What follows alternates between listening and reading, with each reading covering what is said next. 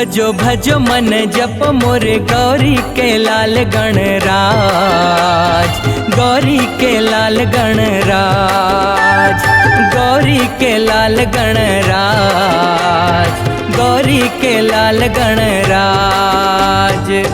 जेखर सुमिरन लेवी घन टर जाथे औ बन जाथे बिगड़े काज।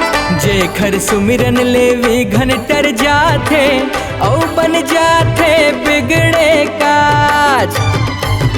भजो भजो मन जपो मोरे गौरी के लाल गणराज, गौरी के लाल गणराज, गौरी के लाल गणराज, गौरी के लाल गणराज।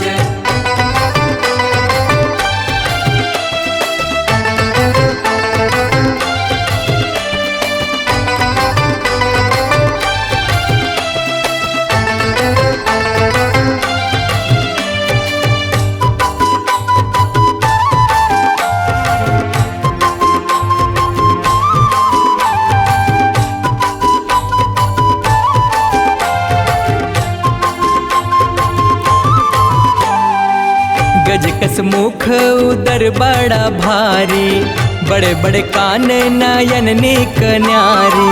बड़े बड़े कान नयन नीक न्यारी, बड़े बड़े कान नयन नीक न्यारी।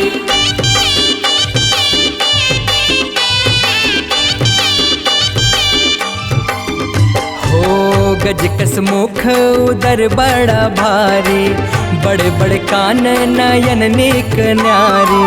मोदक मीठ मीठ मोत चोर भावे, भोग लगाव महाराज। भजो भजो मन जपो मोरे गौरी के लाल गणराज, गौरी के लाल गणराज, गौरी के लाल गणराज, गौरी के लाल गणराज।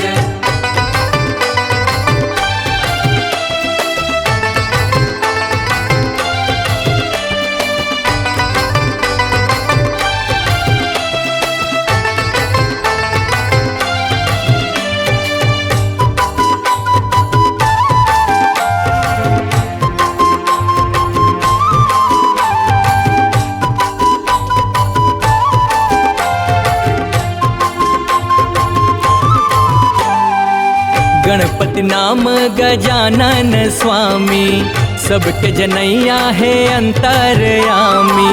सबके जनैया है अंतर्यामी, सबके जनैया है अंतर्यामी।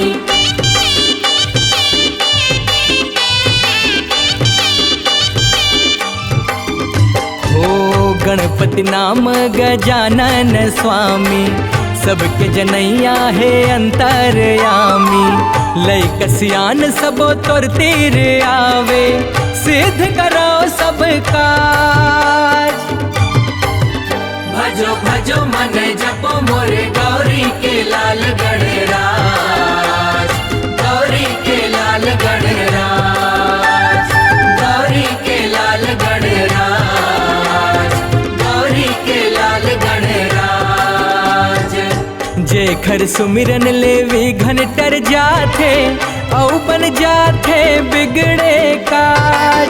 जेखर सुमिरन लेवी घन टर जाथे औ बन जाथे बिगड़े काज। भजो भजो मन जपो मोरे गौरी के लाल गणराज, गौरी के लाल गणराज।